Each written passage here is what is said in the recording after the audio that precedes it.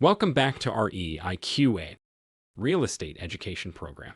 Be sure you started with the welcome video and have already completed sections 1 through 5.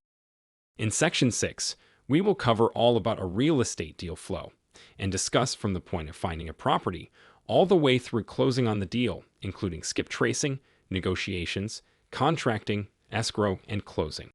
We'll get more in depth on title process and funding deals in a later section. Please subscribe to our channel, like this video, and ask any follow-up questions in the group. Our experienced investors will respond throughout their days to help you. Check out our website at REIQA.com for more real estate help, tools, and resources. Now, let's begin section 6. Well, now you've located a potential deal. What's next? How do you locate the owners, and what's the next step towards purchasing the property? Many times, you will locate properties without knowing who the owners are, either by driving for dollars, referrals, or buying lists. Whenever you locate a property that you do not know who the owners are, there are several different ways to locate the information. The first way would be the county assessor. You can find the owner's name and address by searching the county records, usually through the county assessor's office. Many have a website where you can search county records, but some do charge for this. The next option is checking the county treasurer's website, where property owners pay their property taxes. Many times this site is available online and free. If neither of those work, you'll probably have to actually go to the county assessor office in person and research the records. Again, they may charge a small fee. Once you have the property owner's name, you will have to skip trace them. Skip tracing, or skip searching, is searching for the owners, their phone numbers, additional addresses, and contact information through free sites like True People Search or on social media, or using the company we use, Batch Skip Tracing. Batch is the best paid skip tracing service in our experience. There's a link in this video description and on our website to sign up for free. There are no minimum order requirements, and you only pay 20 cents per result. Let's go over some free skip tracing sources. First would be Google. It seems pretty simple, but Google and other similar search engines really can work wonders. Start by searching for the name of the person with any street or city address you may have. Also try the name of the person and their zip code. The search will often turn up people finder sites, some paid and some free, with links to your skip results. Next, you can locate a lot of people for free through social media, either on Facebook, Twitter, LinkedIn, etc. Search for the person's name and their city. Once you locate the person you think may be the one you're looking for, use Messenger to reach out directly. There's also many people finding or skip tracing websites. Some are free and others charge. A few other free sites worth trying include Find People Search or True People Search.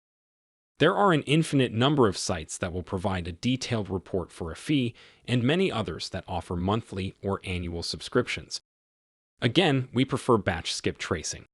You can sign up for free using the link below, and they only charge 20 cents per contact. Now that you've located the property owner's contact information, you need to contact them. You can call them if you located phone numbers for them, or message them through social media, mail them a letter, or just go knock on their door, expressing interest in purchasing the property. The harder owners are to contact, the less competition you will have for the deal. Many real estate investors will set a limit on their time they're willing to invest in finding an owner. Once you get in contact with the actual owners and found out they're interested in selling, run your numbers based on comps and negotiate an agreed purchase price.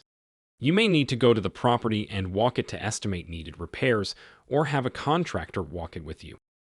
Some people do this before negotiations, and some do it after contracting during the due diligence period. Either way is fine, but some people prefer to contract before someone else does. Figure out what works best for you. I do it both ways depending on how much information we have, but I prefer at least having photos or video. So, you've negotiated the deal, now you have to get the deal in writing or contract to purchase the property. You will always use a real estate purchase and sales agreement or contract.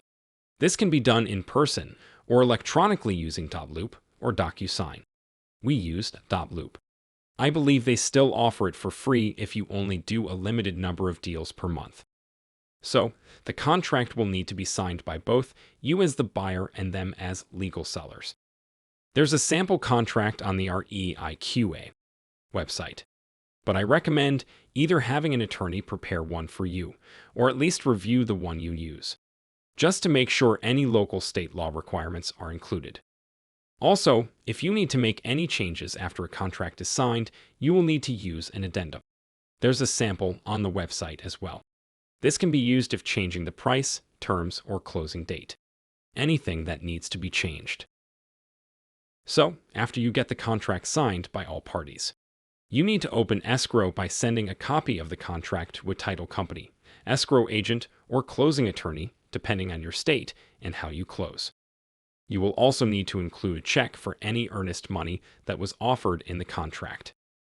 They will do all the title search, updating, and prepare the closing contracts. Please note, there will be closing costs for all of this, and you'll want to get title insurance to cover the transaction. The closing fees vary by state and county, and also it's negotiable who pays what part, the buyer or the seller, or a split. The escrow agent can give you an estimate ahead of time, and the exact costs will be on the HUD settlement paperwork at closing. You will list an estimated closing date in your contract. You can find out prior to contracting how long it typically takes by asking the closing agent you intend on using. This can be anywhere from 1 week to 6 weeks, depending on the state, how busy the closing agent is, and if there's financing involved. Once the contracts are with the closing agent, they will contact you or the seller if they need any additional information. The escrow agent will send you a copy of the HUD a day or two prior to closing for review, and it will have the breakdown of all funds, payable by the buyer and due to the seller, and any assignment fee if assigning. A closing date and time will be set for both parties to sign contracts and for the final balance of funds to be paid by the buyers. Some closing agents will require a bank wire for the funds ahead of time. Some will accept certified cashier's check. Attend the closing, sign closing documents and paid balance due, or collect your fee if assigning. That concludes this section. In the next section, we will go more into the title and closing process. Please subscribe to our channel, like the video, and ask any follow-up questions in the group. Our experienced investors will respond throughout their days to help you. Check out our website at REIQA.com and the links below for more real estate help, tools, and resources.